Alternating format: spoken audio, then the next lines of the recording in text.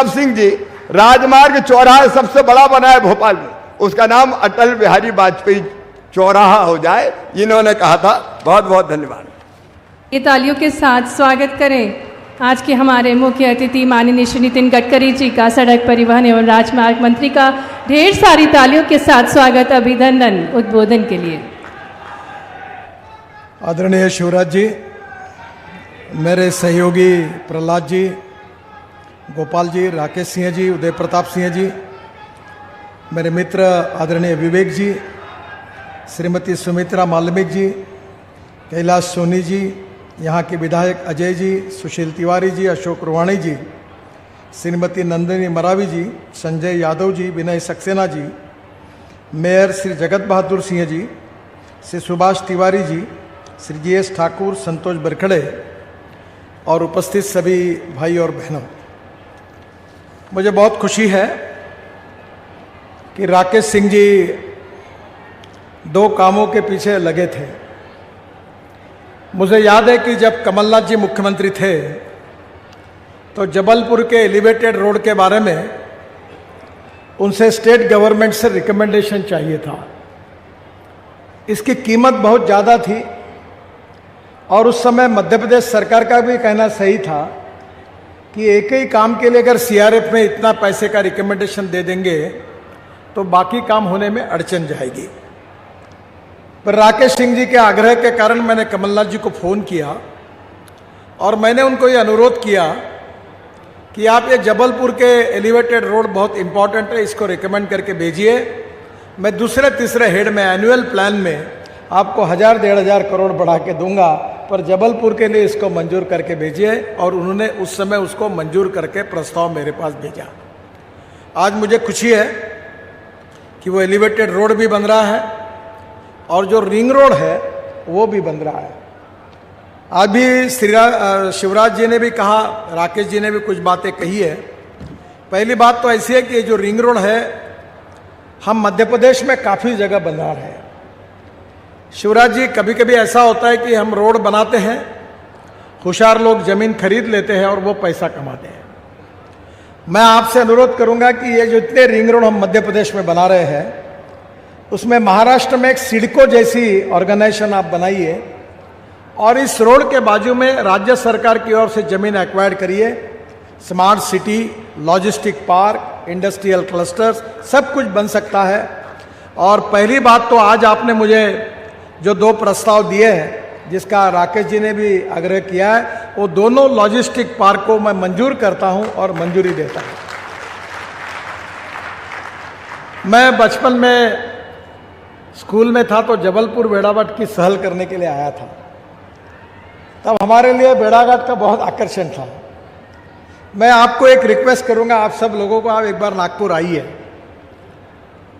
हमने एक musical fountain बनाया और वर्ल्ड का सबसे ऊंचा फ्लोटिंग प्लेटफॉर्म पर यह फाउंटेन है, जिसके पंप लाए टर्की से, आर्किटेक्ट लाया फ्रांस से, इंग्लिश कमेंट्री अमिताभ बच्चन की है, हिंदी कमेंट्री गुलजार साहब की है, मराठी कमेंट्री नाना पाटेकर की है, संगीत AR रहमान का है और इसको बनाया तमिल और तेलुगु पिक्चर की एक बहुत बड़ी अभिनेत्री है रेवती करके, उसने बनाया।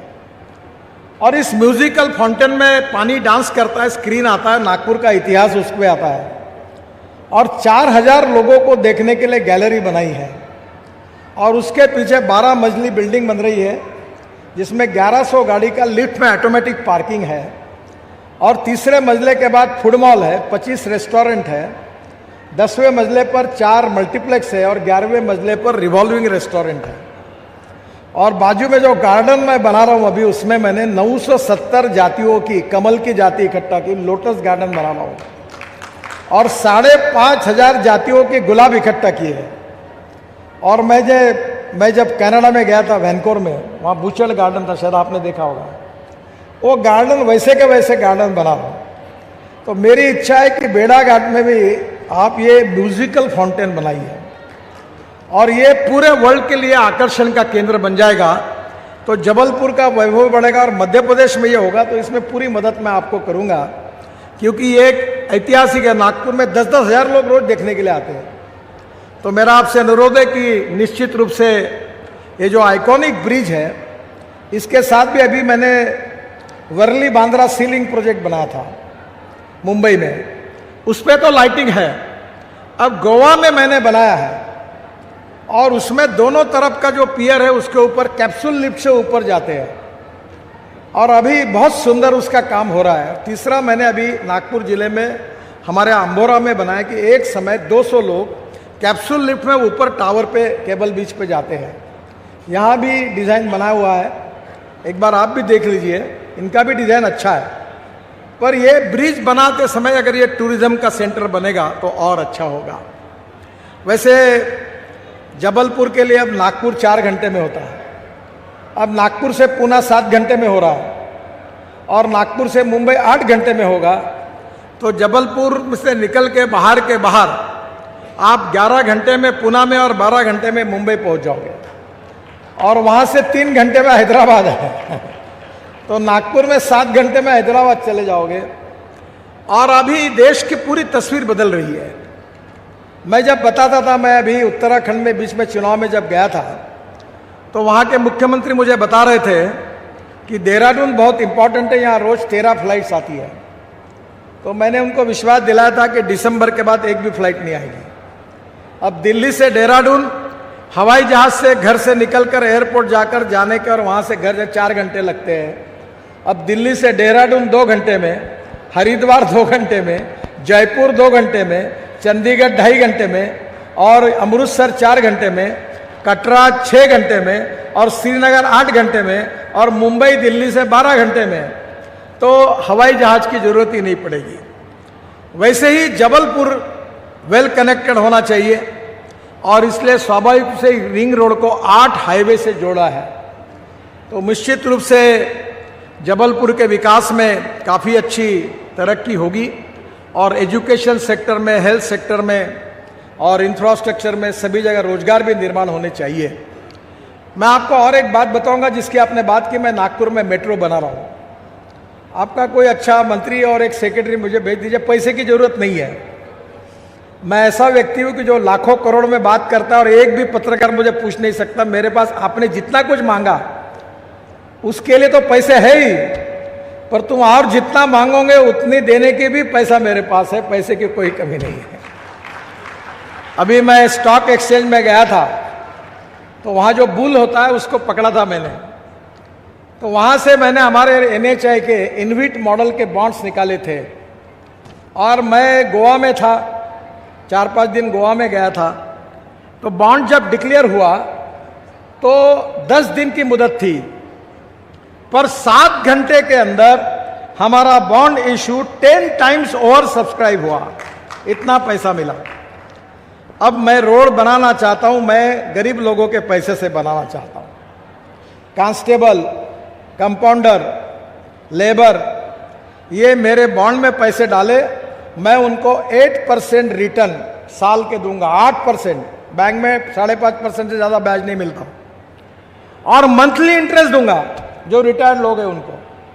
और इसलिए मैं अब इस मत कहूँ कि मेरे पास बड़े बड़े फॉरेन की कंपनियां आ रही है, अमेरिकन इन्वेस्टर आते, कैनेडियन इन्वेस्टर आते। अभी मैं ऑस्ट्रेलिया में था तो वहाँ मैक्वेरे करके एक बहुत बड़ी कंपनी है वर्ल्ड की, उन्होंने स्पेशली मुझे अपने ऑफिस में बुलाया था। तो उन्होंने कहा कि हम 2 लाख करोड़ हिंदुस्तान में आपके डिपार्टमेंट में इन्वेस्ट करने के लिए तैयार है। मैंने हंसते हुए कहा जरूर आइए, पर मन में कहा कि अब आपके पैसे की जरूरत नहीं है, अब हिंदुस्तान के गरीब लोगों के पैसे से हमको हिंदुस्तान का इंफ्रास्ट्रक्चर बनाना है। आप सब लोग, मैं 8% रिटर्न आपको दूंगा। अब स्टॉक एक्सचेंज में जाकर हमारे बॉन्ड में पैसा डालिए, फिक्स्ड डिपॉजिट पर 5.5% के मिलते हैं, हम आपको 8% देंगे। और इसलिए पैसे की कमी नहीं है। मैं एक मेट्रो डाल रहा हूं, वो नागपुर में, उसका मॉडल आप अध्ययन करने के लिए भेजिए। आप जो मेट्रो बना रहे हैं, हम लोग जो मेट्रो बना रहे हैं, वो 350 करोड़ रुपए पर किलोमीटर उसकी कीमत है। और अभी मैं जो मेट्रो बना रहा हूं वो नागपुर से गोंदिया 1.5 घंटे में 140 किलोमीटर के स्पीड से जाएगी। नागपुर से गोंदिया, नागपुर से वर्षा, नागपुर से चंद्रपुर, नागपुर से अमरावती, नागपुर से छिंदवाड़ा, नागपुर से बैतूल, नागपुर से रामटेक। और पूरी मेट्रो जो है 8 डब्बे की है। उसमें 2 डब्बा प्री कूलिंग कोल्ड स्टोरेज ऐसा बनाया जिसमें दूध, फल, फूल, सब्जी रहेंगी। और 6 डब्बे में एक बिजनेस क्लास होगा, एक इकोनॉमिक क्लास होगा, एयर कंडीशन होगी, वाईफाई होगा, और जैसे हवाई जहाज में मिलता है खाने के लिए सब वही मिलेगा। म्यूजिक सिस्टम होगी, बिजनेस क्लास में सो के जाएंगे, लैपटॉप लगा के जा सकेंगे। उसका टिकट रेट एसटी के स्टेट ट्रांसपोर्ट के 25% सस्ता होगा।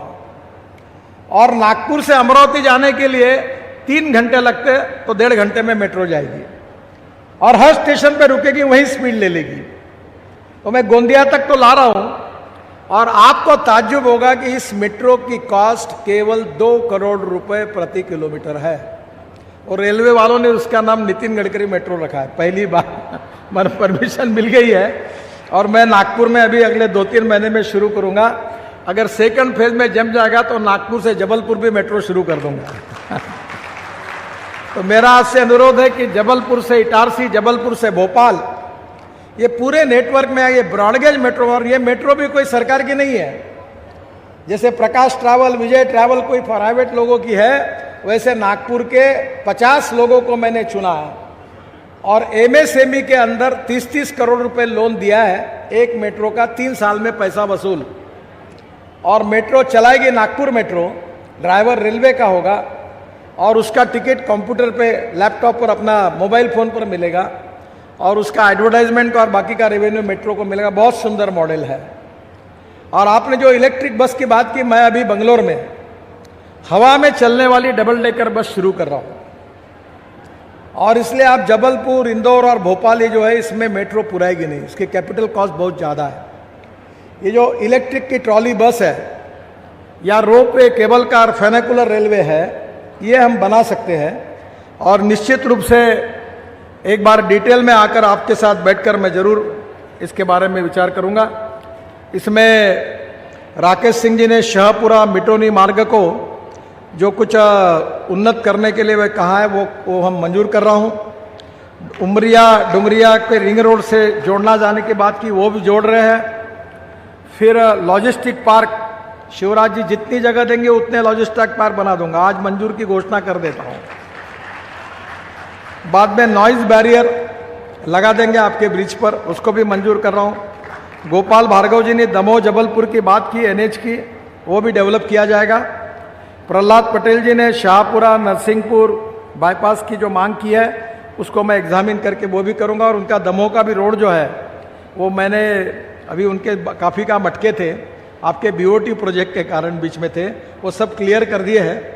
अब उसकी घोषणा मैंने उनको कहा कि आप उधर बुलाइए तब वो वहाँ की घोषणा कर दूंगा। तो उसके पूरे काम आपके मैंने कर दिए हैं। रिंग रोड से ये जो आइकॉनिक ब्रिज है उसका डिज़ाइन आप भी एक बार देख लीजिए। मैं बाकी भी ब्रिजेस है वो भी दिखाऊंगा। और उसके साथ हम लोग कोई टूरिज्म के दृष्टि से कर सकते हैं क्या, वो आप स्टडी करिए। मेरी मर्यादा है क्योंकि टूरिज्म में मैं इन्वेस्ट नहीं कर सकता, पर मैं वो इंफ्रास्ट्रक्चर बना दूंगा। और वो नागपुर में आप देखने के लिए आइए, जब अभी आएंगे तो मैं आपके लिए म्यूजिकल फाउंटेन वो दिखाऊंगा। वर्ल्ड से लोग आ रहे हैं इतनी देखने के लिए, इतना उसकी प्रसिद्धि हुई है। तो ये निश्चित रूप से आपको इसमें भी मैं मदद करूंगा।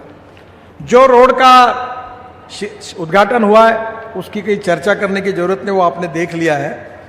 मैं एक तो ये जो रिंग रोड बन रहा है इसमें जरूर शिवराज जी आप डेवलपमेंट अथॉरिटी बनाइए। पहला जो है तो रेलवे स्टेशन के पास एम्पायर टॉकीज से सदर चौराहा से जो कटंगा रामपुर चौक से साउथ एवेन्यू माल ग्वारी घाट से गुरुद्वारा तक एक रोपवे बनाने की बात है, उसको मैंने मंजूरी दे दी है और उसका रोपवे मैं कर दूंगा। दूसरा सिविक सेंटर से मालवीय चौक, लाडगंज, बड़ा फुलारा से बलदेवबाद तक, इसके दोनों भी फिजिबिलिटी रिपोर्ट बन के शायद तैयार हुए हैं, इसको मंजूरी है।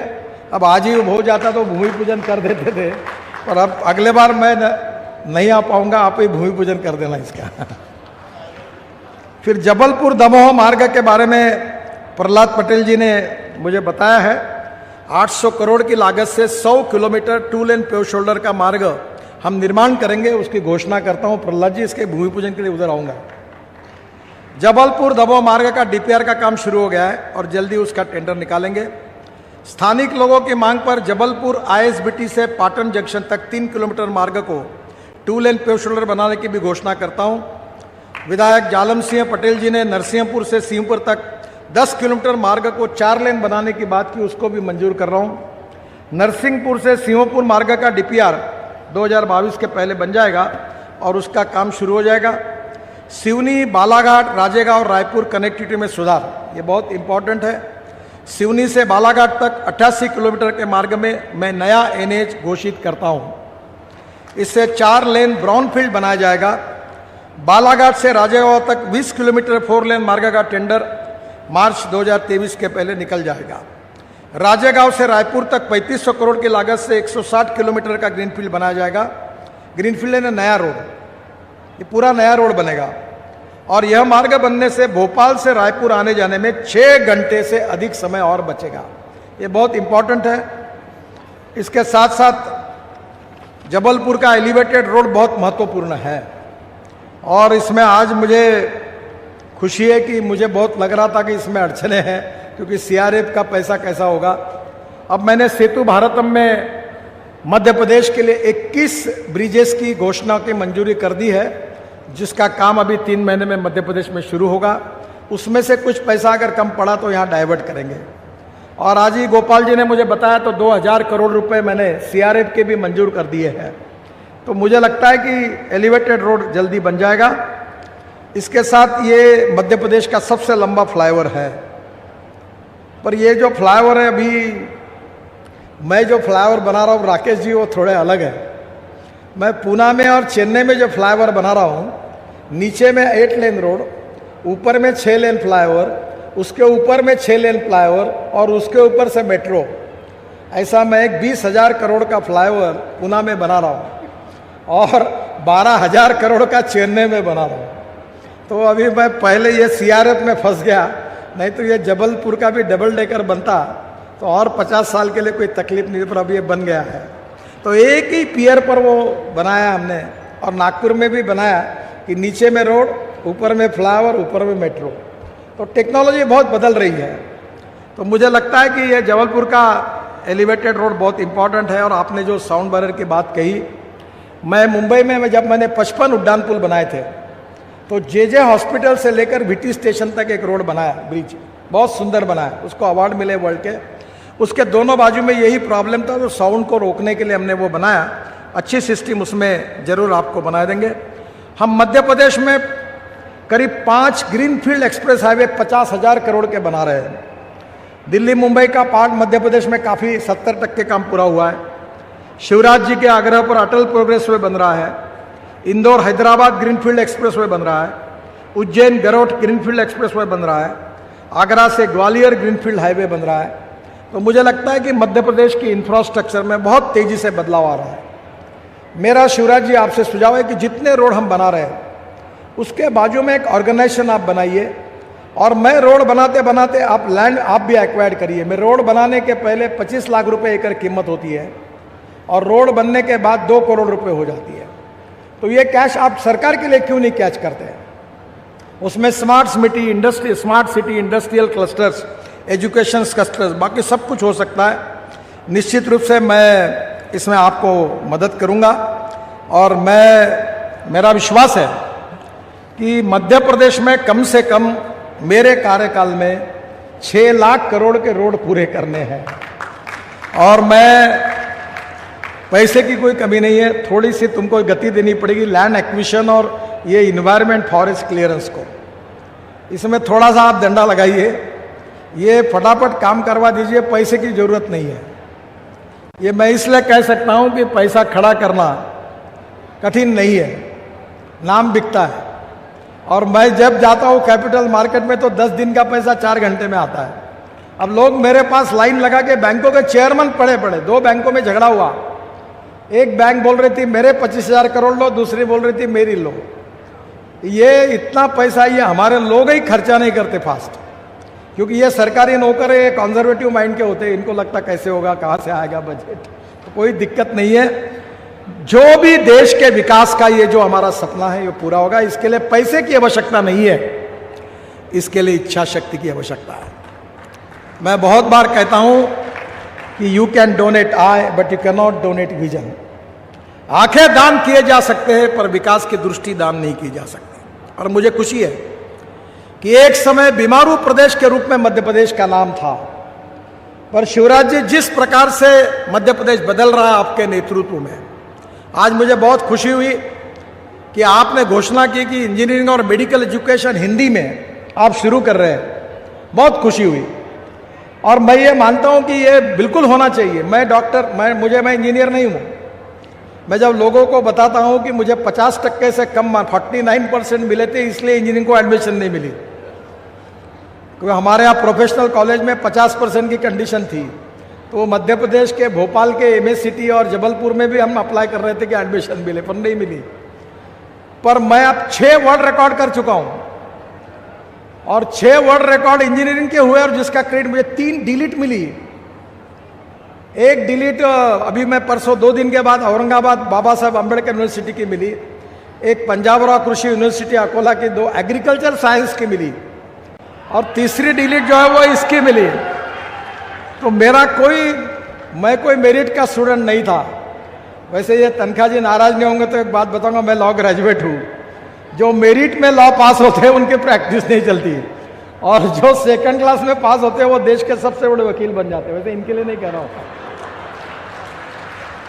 देखिए, डिग्री हासिल करना और प्रत्यक्ष रूप से काम करना, ये दोनों बातें भी एक जगह होगी तो अच्छा ही है, पर knowledge is power. Innovation, entrepreneurship, science, technology, research, skilled and successful practices, we name it as knowledge, and conversion of knowledge into wealth is the future. And other philosophy जिसकी मैं बहुत प्रोपोगेट करता हूं, वह है no one is best, no material is best, no person is best, it is depending upon the appropriate technology you can convert waste into wealth.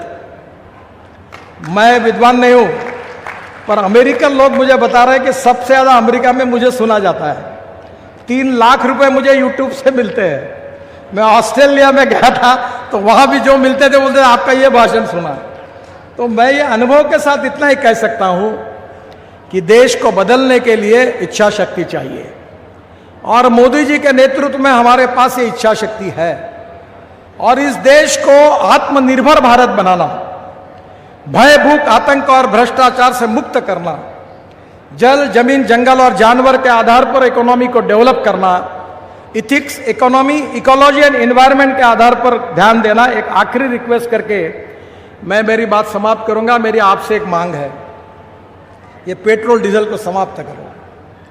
पानी से hydrogen निकलता है। मेरे पास गाड़ी है, उसका नाम है मिराई, टोयोटो कंपनी की, हाइड्रोजन पे चलती है, मर्सिडीज से अच्छी है। दिल्ली में आके मैं चक्कर घुमाऊंगा, एक दिन चक्कर घूमो उसमें।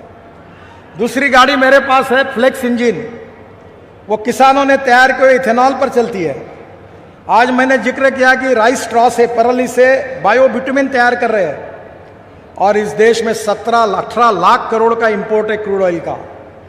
अब इलेक्ट्रिक की बसेस आ रही है, और यह सब हो सकता है, इसके लिए पैसे की जरूरत नहीं है। हम देश को जल प्रदूषण, ध्वनि प्रदूषण और वायु प्रदूषण से मुक्ति देनी चाहिए। जबलपुर के मेयर साहब बैठे हैं, मैं आपसे अनुरोध करता हूं कि जबलपुर की सब बसेस इलेक्ट्रिक पर चलाइए। स्कूटर बजाज की, TVS की, मैं मंत्री हूं इसका, सब इलेक्ट्रिक पर आइए। ऑटो रिक्शा आइए। कल मार्केट में सब्जी बेचने के लिए मैंने मेरा जो इलेक्ट्रिक व्हीकल लाया, उससे रोज नागपुर में 600 किलो सब्जी मैं खेती से नागपुर लेके आता हूं। आप पेट्रोल डीजल को समाप्त करिए और जबलपुर को वायु प्रदूषण से मुक्ति दिलाइए। Electric, ethanol, methanol, biodiesel, bio LNG, bio CNG, hydrogen, और अब ये सब फ्यूल तैयार है। अब टाइम नहीं है, क्योंकि मैं, आप कभी मेरे पास आइए, मैं मंत्री हूं, मैं सब दे दूंगा आपको। तो ये जबलपुर इतना सुंदर है, मैं ऊपर से देख रहा था, कितनी सुंदर ग्रीनरी है, कितना सुंदर शहर है, और नर्मदा के सानिध्य में आप सब लोग हो। इसको अच्छा बनाने के लिए आप लोगों ने भी संकल्प किया। भारत सरकार की ओर से मोदी जी के नेतृत्व में हम पूरी मदद करेंगे। अच्छा एयरपोर्ट बन रहा है, अच्छी ट्रांसपोर्ट सिस्टम बन रही है, अच्छे नेशनल हाईवे बन रहे हैं, यहाँ इंडस्ट्री आएगी, यहाँ के युवाओं को रोजगार मिलेगा, गांव गरीब मजदूर किसान का कल्याण होगा, और जबलपुर हिंदुस्तान का एक बहुत अच्छा शहर करके आगे जाएगा। इसी विश्वास के साथ आप सबको बहुत बहुत बधाई देता हूं। और मैं अपने तरफ से पूरी मदद करूंगा इस विश्वास के साथ। बहुत बहुत धन्यवाद। नमस्कार। भारत माता की, भारत माता की, भारत माता की। धन्यवाद माननीय श्री नितिन गडकरी जी आपके अमृत वचनों के लिए, और निश्चित ही माननीय मोदी जी और आपके और हमारे मुख्यमंत्री जी के मार्गदर्शन में मध्य प्रदेश कनेक्टिविटी और नेटवर्किंग के क्षेत्र में नई ऊंचाइयां छुएगा। माननीय मुख्यमंत्री जी प्रतीक चिन्ह भेंट करते हुए माननीय नितिन गडकरी जी को निवेदन करना चाहेंगे। हमारे बीच बीजेपी नेता के बेटे के वायरल वीडियो का